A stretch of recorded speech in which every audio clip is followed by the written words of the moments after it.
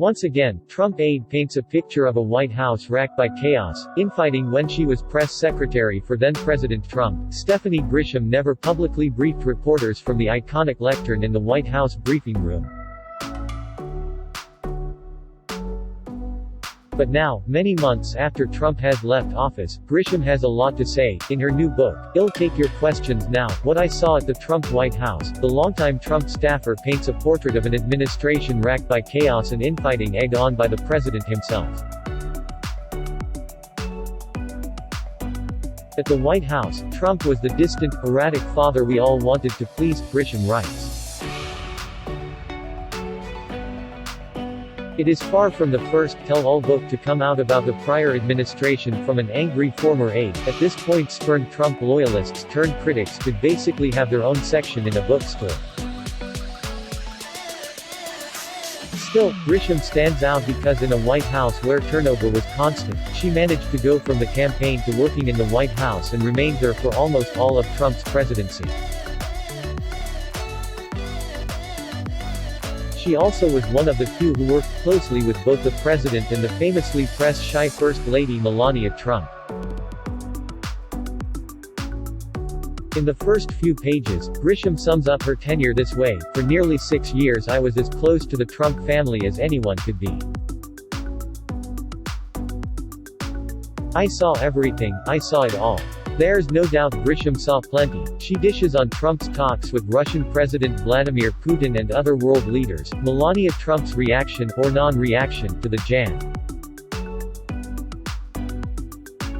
6 insurrection, and that infamous jacket worn by the First Lady. But for someone who worked so closely with the Trumps, Grisham's account is striking in how distant it seems to be from its subjects. There's also very little ruminating about the enormous global consequences of a White House described by Grisham as consumed with petty grievances. At times the book almost reads like a tale of a working-class woman grappling with over-the-top demands from a mercurial rich couple that employs her, not the story of a top government official who represented the leader of the free world. As press secretary, Grisham got to see how Trump behaved on the world stage, while Grisham argues that Trump advocated for U.S. interests when talking with other leaders. She also says he would frequently get bored and make wild promises that his staff would ignore. She also describes a meeting between Trump and Putin in 2019, writing that Trump seemed to really want to impress Putin, and even told him, "Okay, I am going to act a little tougher with you for a few minutes. But that's just for the cameras, and after they leave well taught, you understand." Grisham also speculated that Putin had used an attractive woman as an interpreter to distract Trump and that Putin coughed throughout the meeting to throw Trump, who is a well-known germaphobe, off his game. While discussing Trump's approach to foreign policy, she also recounts several instances of casual racism from Trump, although Grisham does not identify it that way. According to Grisham, Trump said of the Iranians, "They're always trouble, they're wired that way, perhaps." In another incident, Trump is talking with the Prime Minister of Pakistan about a potential trip to India and mentions that he is amazed that in India so many people use the bathroom in the streets. Grisham also said that when she told Trump that she would love to be ambassador to Malawi, he responded, "I would peg you as a European girl or just somewhere more elegant." Much of Grisham's time was spent working with Melania Trump, as her spokeswoman and, eventually, as her chief of staff. They ultimately fell out after, Grisham says, Melania declined to immediately condemn the rioters on Jan. 6. Throughout the book, though, Grisham still seems to have a great deal of affection for the former First Lady, repeatedly referring to her in the book as "my girl."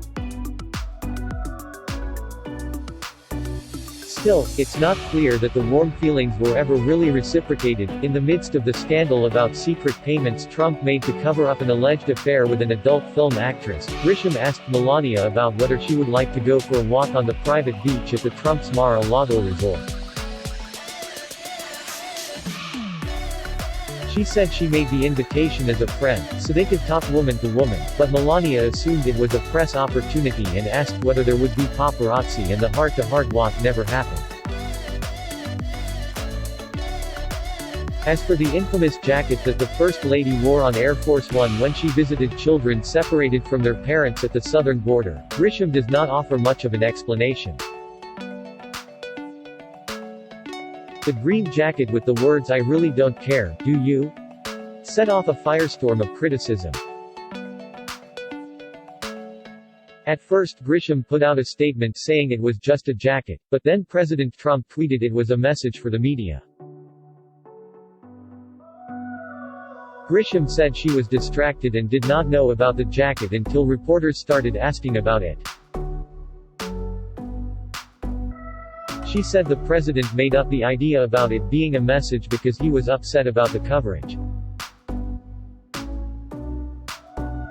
But she never offers any real insight into why Melania would want to wear that jacket that day, even as she repeatedly highlighted how much thought and planning went into the First Lady's outfits. The jacket incident is a good example of how the Trump White House could inexplicably create shallow drama from even the weightiest of topics.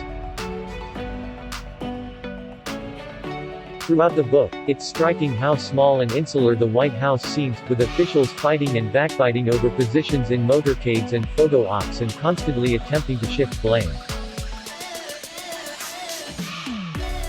Grisham basically acknowledges as much. "I am ashamed to say that I lost sight of what I was there to do, serve the country, more than once," she said. By the end of Trump's term, Grisham said she also began to realize that her place in the inner circle was tenuous, especially as she began to have disputes with Trump's son-in-law and top advisor, Jared Kushner. "No matter how close I might feel to the Trumps, I wasn't family, and family trumped all," she writes.